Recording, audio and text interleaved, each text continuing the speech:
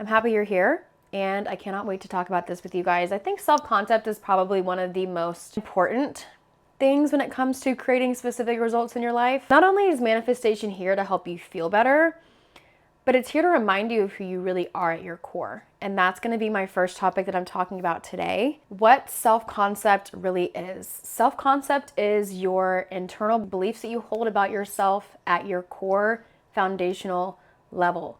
Subconscious beliefs that you've grabbed onto or held onto since childhood. Your upbringing has a very big role in how you view yourself today. And if you haven't had the best upbringing, that's okay. Don't beat yourself up for it. But it is what is shaping your entire reality, your capabilities. It's your identity. It's your behaviors. Not only that, but it's also your limits and what you think that you aren't capable of. I used to think that self-concept or self-belief was mainly about setting goals or accomplishing certain things. And yes, that does have that plays somewhat into what I'm talking about today. But for the most part, that's actually secondary. And I've come to realize this as I've evolved as a woman. Your goals only follow the identity that you hold. If you don't feel or believe at a core foundational level, or even just at a baseline that you're able to achieve or manifest certain things into your life, it's not gonna happen on a consistent basis. And this is what people get really frustrated when they start to see undesirable circumstances. It kind of knocks them back into the loop of self-deprecation. I can't do this. This always happens to me. And that's where you get back in the mind frame of this stuff isn't real. It doesn't work. And I've been here. That's why I'm bringing it up. Belief alone is not enough. And assumptions alone are not enough. And I'm not saying that to scare you or to make you think that you need to go down this huge rabbit hole of doing all this self-inner work and working on all of your traumas and whatever you've been told online. What it really comes down to is you feeling safe in your body.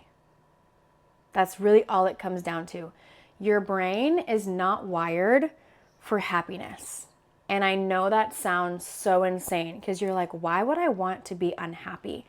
Your brain is not wired for happiness. It's wired for comfortability and familiarity. When it gets knocked out of its comfort zone, your body literally goes into fight or flight mode, which is why nervous system regulation is so important when you're starting to change beliefs about yourself.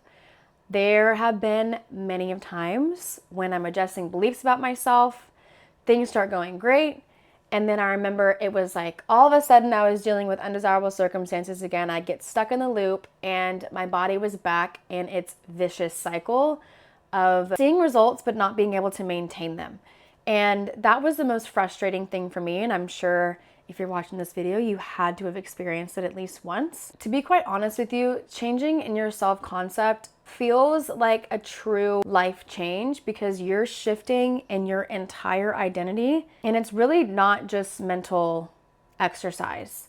So for me, in the period that I was experiencing the most, I would say friction, I don't want to say undesirable circumstances because it was actually helping me show contrast to what I was experiencing. The moments I would feel the most friction was when I was on the brink of receiving manifestations. And this is what is so funny and kind of contradictory if you think about it. You almost expect a smooth, clean transition into this new identity. And yes, of course, it can totally happen that way. But if you have a ton of undesirable circumstances that you've endured, unwanted beliefs that you've taken on about yourself, unwanted experiences that you've gone through, little things like that add up in your nervous system and in your brain.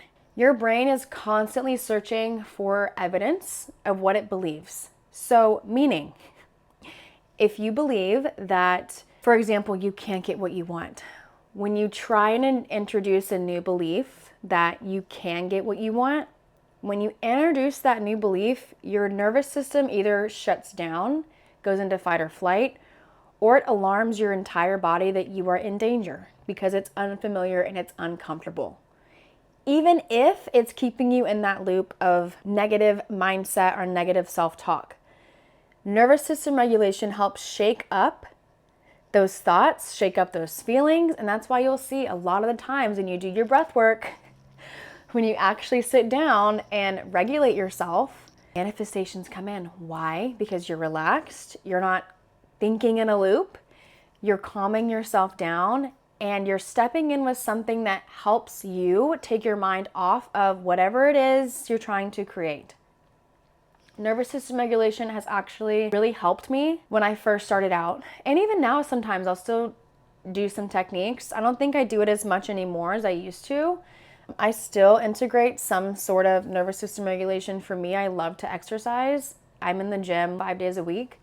That's great. You can do your breath work. If you're really triggered, just integrating something like that is really important, especially if you're trying to shift in your identity. And it's okay if you don't see results right away. I'm going to say that again. It's okay if you don't see results right away. You're integrating new beliefs. Your body wants to feel safe. Once it feels safe, that means it's able to receive. Is nervous system regulation completely necessary to manifest? No, you're always manifesting. So you can take this with a grain of salt. I, however, have actually implemented nervous system regulation. And if you have too, please put your experience down below for others to read. It's life-changing. When you're regulated, it's life-changing. You're not as reactive. Unwanted circumstances really don't have the emotional hold over you. You're not dwelling all day long. You're not sitting in lower states of being all day long. You just feel better. And that's what I want for you. I want you to feel better. Confidence grows with experience. You don't get confidence from thinking positive thoughts alone. Does it help? Yes. But you get it from doing things. You get it from failing. You get it from experience. Little success stories over time that compound into confidence. So every time you face a challenge, every time you go through unwanted circumstances, every time you don't react to circumstances, and every time that you face a challenge or an unwanted circumstance and you handle it, even if you handle it imperfectly, your brain starts to collect evidence that you are capable of overcoming things in your life that maybe aren't the most fun to endure. For example, if you try something that scares you, I know for me, getting on YouTube at first was a little scary. I'm not gonna lie. I'm not gonna sit here and say that it was totally easy for me to sit in front of a camera and then to post it online for the entire web to see. That definitely took some inner strength, inner confidence. I remember the first 2 or 3 videos of mine were not great. You can even go back and watch them. They were not the best, but I still did it. And I still proved to myself that I am capable of doing hard things. From there, succeeded. I figured out the lighting. I figured out what worked best for me. That evidence for me rewired my expectations. It's the same thing for you. Try something that scares you. Try something that pulls you out of your comfort zone. The more you do that, the more you callous yourself, I want to say. Probably not the best mental image, but you know what I'm trying to say. You're priming your body and your mind to be okay in uncomfortable situations. That's how confidence grows, through real life experience and not just words. Were affirmations helpful for me? Yes, of course they were. I still use affirmations till this day. I didn't just use affirmations. I took the necessary actions, even if it was uncomfortable. And in doing that, it created more and instilled more confidence within me. Obstacles are your teacher. Unwanted circumstances are actually good. And I know that sounds backwards. I know that sounds like, Blair, you don't understand. I'm in one of the worst circumstances of my life. Trust me, I have been there multiple times. Obstacles and unwanted circumstances, or perceived to be negative circumstances, are not punishment. They're not tests from the universe. Obstacles are the universe giving you proof of what you need in that moment in time. Each unwanted circumstance is a chance to show yourself a new version of who you are. If you approach obstacles as tests to your identity, not that they are one, but if you approach them like that, every single small action of you overcoming that obstacle proves to your body and your mind that you are capable of doing so. That's how your self-concept improves. For me, whenever I was in undesirable circumstances, I would throw in the white towel. I'd wave the white flag. I would get frustrated. I would give up. And it's not a fun place to be. I think it's very healthy and necessary to process human emotions. So if you are in unwanted circumstances, you need to look at your experience right now with clear eyes and be honest with yourself about where you are along your journey. And if you have negative emotions arise and you need to cry, that is okay. That's actually very healthy. Processing your emotions is extremely necessary to regulate your nervous system as well. If you're not processing your emotions, it's going to feel very difficult to create solutions because you're not processing your emotions, and you're going to become very reactive to your experience, which is what I don't want for you. Actually shifting your subconcept. Practical tips and steps you can take. These are some of my own personal steps that I took when I was adjusting my beliefs I held about myself, and I want you to use these for yourself as well. So, number one, I want you to define your identity in action. So don't just say, I'm confident. I want you to ask yourself, what does confidence look like? What would confidence look like in me today? And pick 3 small behaviors of what that might look like, whether that's standing taller, shining brighter, talking slower, whatever it is to you, whatever confidence looks like to you, integrate those into your daily routine. Even if that means going to the gym, even if that means breath work. Number 2, which kind of ties into number 1, but take small actions and repeatable actions daily. This is why your daily routine is so very important. Having a daily to-do list is very healthy, and I suggest that you make a daily to-do list. I want you to do something daily that challenges you but is doable. For me today at the gym, I hit a new personal record. I challenged myself. I did it. That little action builds confidence. The gym is my best friend. The gym is my confidence booster. The gym is where I feel like not only am I getting hotter, but I'm feeling better. I'm looking good. I love the way I feel when I walk out. So, highly recommend leaning on the gym if you haven't already tried that. Number 3, I want you to actually write down the small wins, not just the big ones. I do like to log my wins, even on my phone sometimes. Even manifestation successes are fun to track. I have a whole list on my phone of manifestations that have come to fruition to help remind me of the power that I have over my life. And it's something that I look back on or I go back to when I start to doubt myself. And I suggest you do this because it kind of knocks you out of the negative thought loop. This creates proof that your subconscious can actually use as evidence. Number 4, this is probably one of the most important ones in my opinion, is to reframe your failure. Each failure is feedback, not a judgment. Learn from it, adjust yourself, and repeat. Each failure is actually building confidence within you. Failing is actually good. It's okay to fail. It doesn't mean that you failed at life. I could definitely use myself as an example. When I was in real estate, there's 2 tests you had to take. I had to take both tests 7 times. 7, I'm not a great test taker if you can tell. 7 times. The 6th time, I could have given up. I could have said, you know what, maybe real estate isn't for me. Maybe this is just not for me. But I did it. I persevered. I'm glad that I dipped my toes in that career path.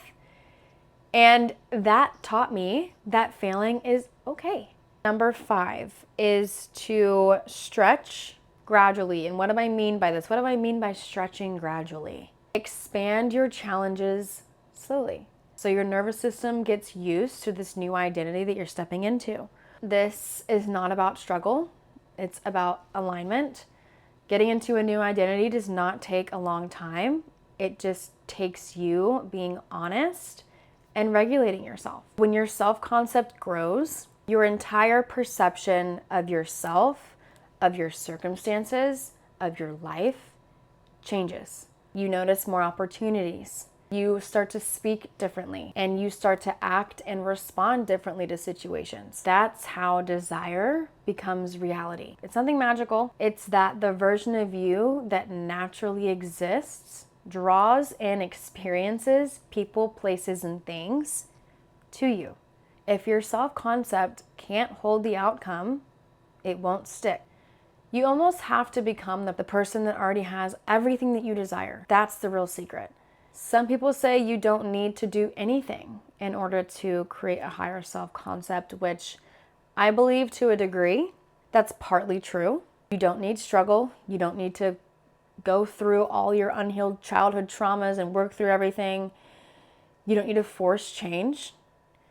But you do need small experiences. You do need consistent action. And in turn, creates a reflection of what you're wanting to experience. That's the kind of effortless work that actually rewires you to hold new experiences. Belief alone without experience is very fragile and it collapses under stress. And I will die on this hill, but experience makes the belief real. You'll really start to notice a shift in yourself. You really don't care about the opinion of others because you have such a high opinion of yourself. Rejection or failure feels like information and not a disaster. Opportunities that once felt almost impossible now feel plausible. That was a few of the real signs that my identity was shifting and upgrading. I think self-concept should be the number one thing that you should be focusing on when you're trying to create specific results in your life, whether that be a specific relationship, specific dollar amount, career change, whatever it is you're wanting to bring into your life. The more you respect and honor yourself and your needs, the easier it is that it's going to feel to create specific results in your life. Because when you believe in yourself, anything that you're wanting to create, you're not going to doubt that you can do something. And that's, I think, the most important piece to creation is self-belief. When your creations are rooted in self-belief, nothing can knock you off balance. Not your friends, not your family, not your coworkers. Self-concept is the foundation of your manifestation game. So I want you to start small. I want you to prove to yourself that you can do it. I want you to honor yourself. I want you to respect yourself and watch reality follow.